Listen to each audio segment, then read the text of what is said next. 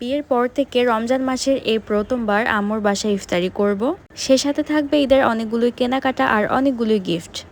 আজকের ব্লগটা খুব ছোট্ট, শেষ পর্যন্ত আমার সাথেই থাকবেন।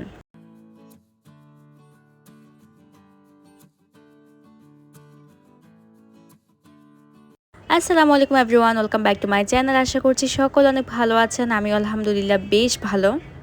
আজকে আম্মুর বাসায় চলে আসলাম ইফতারি দাওয়াতে। আমার বিয়ে হয়েছে প্রায় 8 বছর। এই 8 বছর যাবৎ আম্মুর সাথে আমার একবারও ইফতারি করা হয়নি। প্রতি বছর রমজানে আম্মুকে, ভাই বোনকে অনেক বেশি মিস করতাম। আজকে আমার খুব ভালো লাগছে, কারণ আজকে আমি আম্মুদের সাথে ইফতারি করতে পারবো।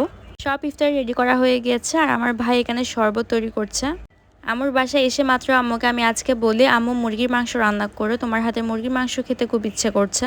আম্মু আজকে খুব মজা করে মুরগি রান্না করেছে, হালিম রান্না করেছে, বাহির থেকে পরোটা নিয়েছে, সেই সাথে অনেকগুলোই ফ্রুটস ছিল। ইফতারি করার পর আমরা চলে আসলাম শপিং করতে। আমরা সবাই এসেছি একসাথে, আমি, আম্মু, বোন, ভাই। আম্মু আজকে আমাদের শপিং করে দিবে, আমি নিচ থেকে কিছুই নিব না। এই যে সামনে আমার ভাই ছোট মেয়েকে কুলে নিয়ে হাঁটছে। আমি যখন ছোট বাচ্চাদের জামা কিনতে এই দোকানে আসলাম, আমি জাস্ট হা করেছিলাম। প্রত্যেকটি কাপড় আমার কাছে এত সুন্দর লাগছে, ইচ্ছে করছে এখান থেকে সবগুলি কাপড় নিয়ে ফেলি। এখন চলে আসলাম এর পরের দিনের ইফতারি টাইমে। আজকে ইফতারিটা তৈরি করেছি আমি। আজকে আম্মুকে বলেছি আজকে ইফতারি আমি তৈরি করব আর আপনি রেস্ট করেন, কিন্তু উনি কখনো রেস্ট করবে না, উনি কাজ করবে। আজকে আমি বাসায় সবার জন্য খুব মজা করে পোলাও রান্না করেছি, মুরগির মাংস রান্না করেছি, সেই সাথে রান্না করেছি হালিম। হালিমের কালারটা আমার সবসময় রান্না করলে একরকম হয়, আজকেরটা একটু ডিফারেন্ট হয়েছে, তবে অনেক মজাই হয়েছিল। আজকে আমি ডিফারেন্ট একটা ডেজার্ট তৈরি করেছি, সেটা হচ্ছে গাজরের হালুয়া। আজকে সহ আমি 3rd বারের মতো গাজরের হালুয়া তৈরি করেছি। এর আগে আরও 2বার তৈরি করেছিলাম, তেমন একটা মজা হয়নি, কিন্তু আজকেরটা অসম্ভব মজা হয়েছিল। আর আম্মু এখানে লাস্সি তৈরি করেছে, আর আম্মুর লাস্সি কিন্তু সবসময় অনেক মজা হয়। এই তো আজকে ইফতারের জন্য ছোটোখাটো একটা আয়োজন, পোলাও, মুরগির মাংস, হালিম, গাজরের হালুয়া, সেই সাথে খুব ঠান্ডা ঠান্ডা মজাদার লাস্সি, ও হ্যাঁ, ডিম সিদ্ধ ছিল। এখন চলে আসলাম এর পরের দিনের ইফতারের টাইমে। আসলে আমার সারাটা দিন কোনো ভিডিও করা হয়নি, আমি একেবারে ইফতারের টাইমেই ভিডিও করেছি। আসলে ইফতারের টাইমে এত মজার মজার খাবার থাকলে টেবিলে ভিডিও না করলে কি হয়। আমি আম্মুর বাসায় 3 দিন ইফতারি করেছি, আর 3 দিনের ভিডিও আমি একসাথে দিয়ে দিলাম। আজকেও আম্মু অনেক কিছুই তৈরি করেছিল। এখন এখানে কিছু বাজার দেখতে পাচ্ছেন। হ্যাঁ, আম্মু এই ইফতারিগুলো আমাকে দিয়েছিল, যেগুলো আমি আমার শ্বশুর বাড়িতে নিয়ে যাব। এর মাঝখানে আরও একদিন শপিং করতে আসা হয়েছিল, আমি টুকটাক কিছু শপিং করেছি। আর এখানে কাপড়গুলো দেখতে একটু ভালো লাগছিল না, তারপর আমি প্রাইস দেখছিলাম, প্রাইস কিন্তু অনেক বেশি ছিল। আর যেখানে শপিং করতে যাচ্ছি সেখানে দেখছি মানুষের ভিড়।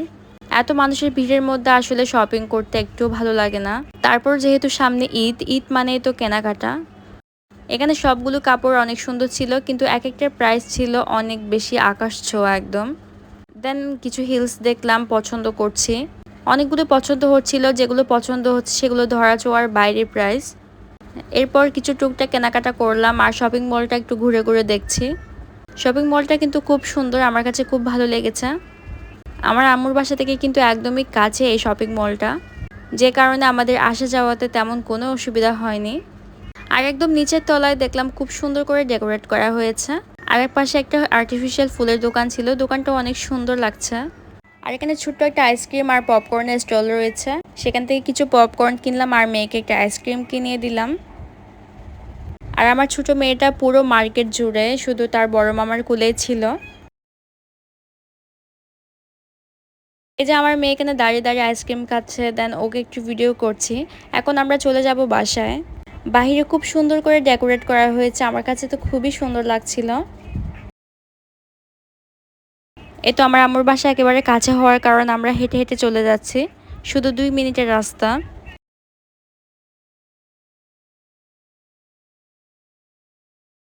এখন আমি চলে আসলাম আমার শ্বশুর বাড়িতে। দেন আপনাদের দেখায় আমাদের কি কি কাপড় কেনা হয়েছে আর কি কি গিফট পেয়েছি।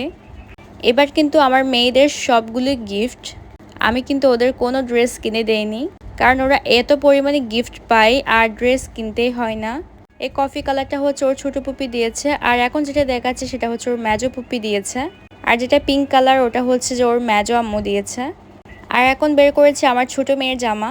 এই হোয়াইট আর ইয়েলো কালারের কম্বিনেশন, এটা হচ্ছে ওর ছোটো পুপি দিয়েছে। মাশাল্লাহ সবগুলো জামা কিন্তু অনেক সুন্দর, একটা থেকে একটা সুন্দর। আমার কাছে তো সব জামাগুলোই সুন্দর লাগছিল। এটা হচ্ছে ওর মেজো আম্মু দিয়েছে, সুতির মধ্যে খুবই কমফোর্টেবল একটা জামা। আর এই ইয়েলো কালারের সুন্দর ফ্রকটা দিয়েছে ওর সেজো পুপি।